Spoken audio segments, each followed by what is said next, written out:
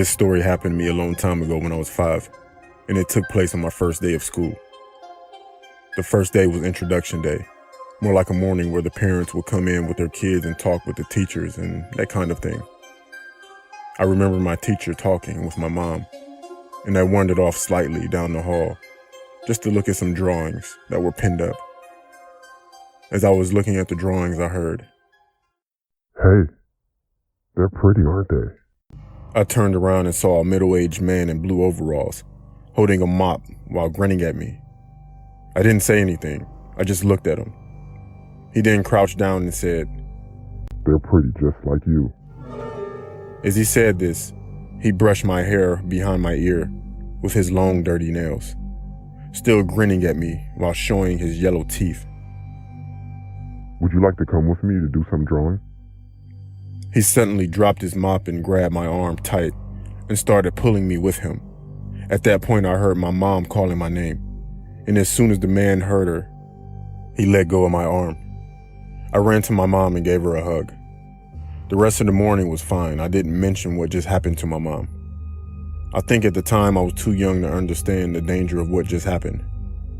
I only attended the school for about 3 weeks before changing schools. I never really knew why we moved. My mom always told me it was to move to a better school, but it was only recently I found out the real reason. My mom had told me that the janitor that worked at the school was arrested for kidnapping and other things with a child, which was a few weeks after I started. I looked it up on the internet and I saw it to be the same man who pulled my arm and tried to get me to go with him. It makes me sick thinking about what could have happened if my mom didn't call out, or the man never let me go.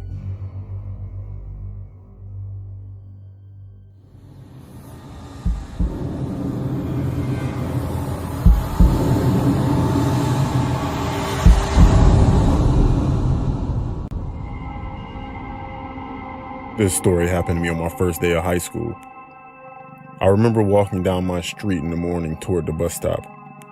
There were a few other kids that stood next to me talking.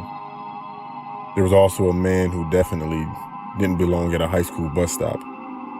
He was tall and a white tank top on. I thought he looked weird and out of place, but I really didn't give it a second thought. My first day of high school actually went fine. It was on the way home where it all went wrong. I got on the school bus, and as I was walking to find my seat, I saw the same man from this morning sat on the back of the bus. This time he was staring right at me. I didn't know then, and I still don't know now, how this guy even got on the bus in the first place. The house I lived in was one of the last stops, so by the time my stop arrived, most of the kids have gotten off the bus, and the bus was empty. I could just feel that guy staring at me the whole bus ride home, though I didn't dare to look behind me and check. When my stop finally arrived, I got off and I started walking.